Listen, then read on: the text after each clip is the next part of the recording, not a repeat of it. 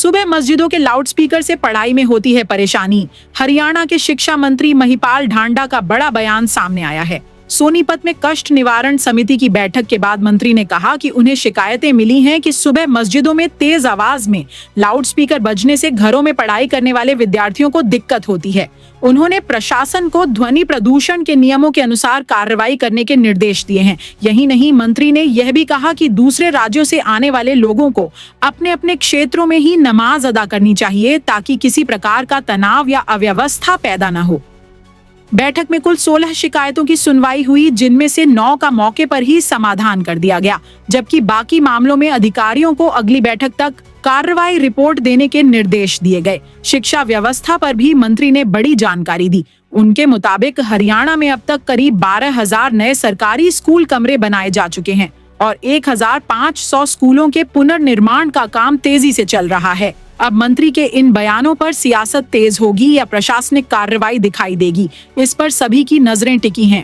16 शिकायतों में से 9 का मौके पे निपटान हुआ और 7 अभी पेंडिंग छोड़। सर, जिस तरह से शिकायतों को लेकर उन्होंने रोष भी व्यक्त किया, ये काम नहीं हुआ, कुछ पुलिस से भी जुड़ी थी और आपने भी कमेटियां भी नियुक्त की है। ठीक है, जिस काम में जिस व्यक्ति की संतुष्टि नहीं होगी वो तो बोलेगा कि भाई मेरा इस काम में देरी हुई है, तो इसीलिए उनकी संतुष्टि के लिए नहीं बल्कि उनका जेन्युइनली काम हो, इसके लिए मुझे लगा कि इनमें कमेटी बननी चाहिए, तो उसकी कमेटी बनाई है और लोगों को कहा है कि भाई इस पे जितना जल्दी अगली मीटिंग तक के लिए मैंने उनको समय दिया ताकि वो मामले को सॉर्ट आउट कर सके। पूर्व विधायक पर भी जमीन को लेकर मामला सामने आया, सुरेंद्र पवार को लेकर, उसमें खास क्या मामला, क्या जांच की? मैंने उसमें कमेटी गठित करके और मैंने हमारे डिप्टी कमिश्नर मैडम की उसमें ड्यूटी लगाई है कि वो नेक्स्ट ग्रीवेंसेस तक इसमें जो भी पहलू बनते हैं उसको एक बार ठीक से लेके आ जाए। सर, एक खान कॉलोनी का मामला आया है, अवैध मस्जिद। हाँ, इसकी भी बड़ी एक शिकायत मिली है। उसमें यही है कि कोई बाहर से कोई 1000, 2000, 3000 लोग वहाँ पे पहुँच जाते हैं। तो मैंने पूछा कि भाई इसकी आबादी कितनी है या इसमें घर कितने हैं, तो वो कुछ कम बताए गए हैं, बहुत कम बताए गए हैं। फिर ये लोग कौन आ रहे हैं? देखिए, चाहे मंदिर हो, चाहे मस्जिद हो, चाहे गुरुद्वारा हो, हम लोग उसको अपने अपने इलाके में इसलिए बनाते हैं कि भाई हमें कहीं दूर ना जाना पड़े और हमारे जो आसपास के एरिया के लोग होते हैं वही उसी में होते हैं जो एक दूसरे को जानते हैं, पहचानते हैं, समझते हैं। मगर ये तो शिकायतें लगातार आ रही हैं कि भाई वहाँ पर बहन बेटियों के साथ भी कई बार शिकायतें उन लोगों को, जो लोकल लोगों उनको मिली है, उन्होंने प्रशासन को भी की है और वहाँ पे पहले भी कोई इस तरह का कोई झगड़ा भी हुआ है। दूसरा ये भी कि भी कोई लाउड स्पीकर की आवाज़ इतनी बढ़ा देना, चला देना, जबकि उनका ये भी कहना है कि हम लोग मंदिर की भी आवाज़ लाउड स्पीकर चलाते हैं मगर हम लोग उसकी आवाज़ इतनी रखती है कि वो कैंपस में वो आवाज़ रहे, उससे बाहर ना जाए। मंदिर के लोगों का यह कहना है। तो मैंने यही कहा है कि मस्जिद की भी जो आवाज़ है, उनका जो अल्पसंख्यक समाज के जो लोग हैं उनका जो पूजा स्थल है वो अपनी पूजा करें, मगर कोई आप लोगों की वजह से कोई किसी को व्यवधान ना हो, वो भी इस चीज़ को ध्यान में रखें।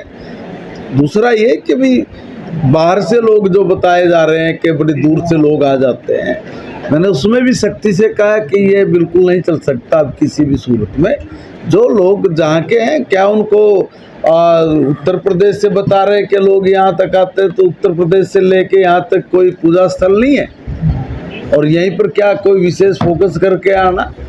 तो ये जो जगह है, ये जो पूजा स्थल है, उनका धार्मिक स्थल है, ये यहाँ के लोगों के लिए है। अगर किसी ने कोई बड़े स्थान पे, बड़ी जगह पे जाना, तो और भी बहुत सारे स्थान, मगर जहाँ पर लोकेलिटी परेशान होती हो तो उसको भी ध्यान में रखना चाहिए समाज के लोगों को, अल्पसंख्यक समाज के लोगों को। जो भी कोई अपराधी है, उन अपराधियों को तुरंत पकड़ना और पकड़ के उनको अंदर देना, ये भी इसी प्रदेश की पुलिस का काम है। 24 घंटे में एक से एक को पकड़ना।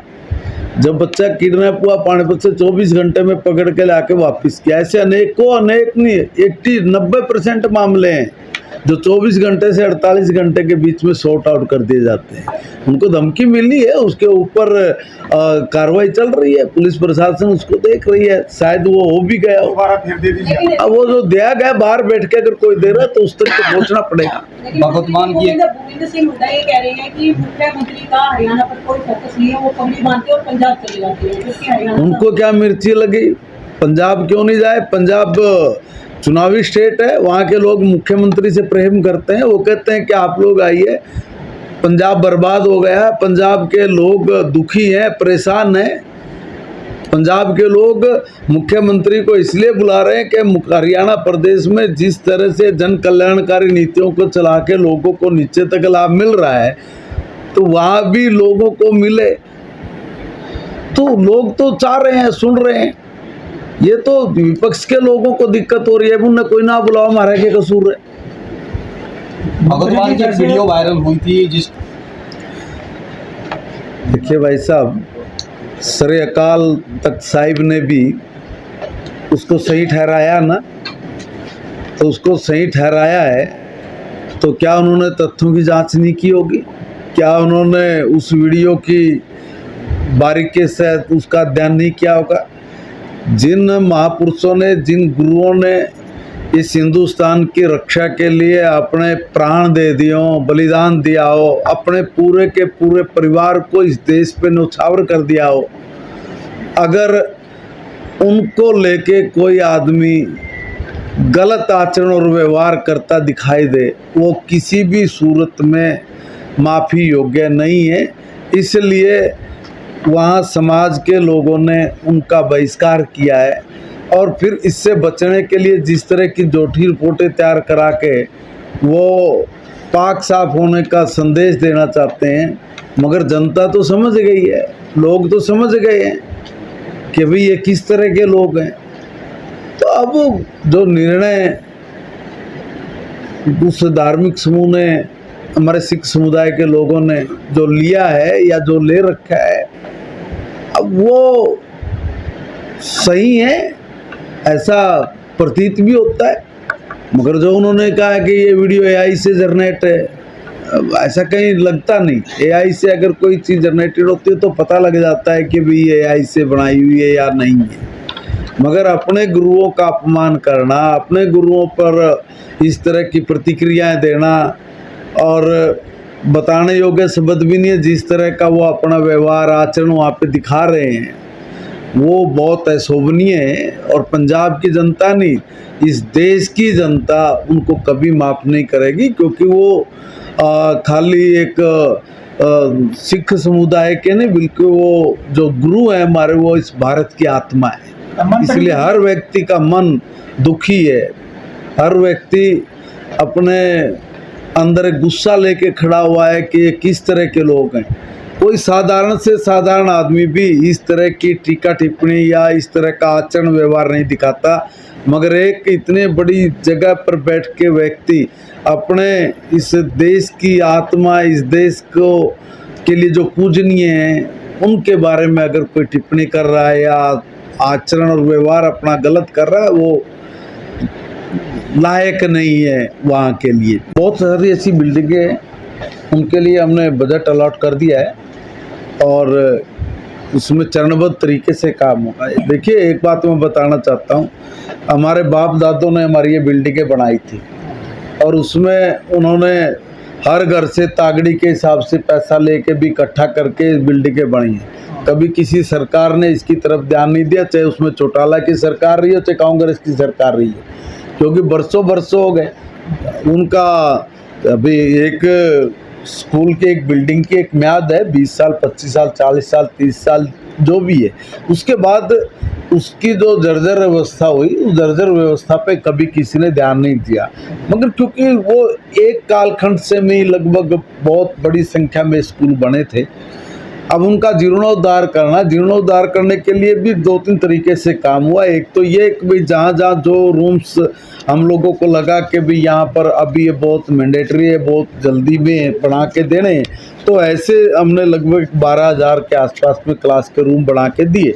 दूसरा कुछ बिल्डिंग्स थी जो 700-800 बिल्डिंग जो पूरी की पूरी बिल्डिंग थी जो कंडम हुई थी, उनको भी हमने चरणबद्ध तरीके से लिया है।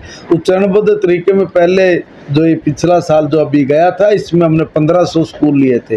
उन 1500 स्कूलों में से मैक्सिमम काफ़ी जगह पर हमने लगभग 80% से भी ज़्यादा काम कवर किया है, बाकी काम इन प्रोग्रेस है। अब इस बार का जो इस सेशन है, इस सेशन में भी हम लोगों ने रिपोर्ट मांगी है कि कौन से ऐसे ज़्यादा डैमेज स्कूल्स हैं, बिल्डिंग्स हैं जहाँ पर हमें विशेष तौर पे फोकस करना है। उसकी रिपोर्ट मेरे पास अभी आएगी, फिर हम लोग ऐसे ही चरणबद्ध तरीके से 500, 700, 1000 जो इतना भी वो बन पाएगा उसके हिसाब से हम लोग उन स्कूलों को और नई बिल्डिंग्स को बना के देने का काम सर एक आखिरी सवाल, ट्रांसफर हो गई है कैबिनेट के अंदर, अभी उस पर काम जारी है, धन्यवाद।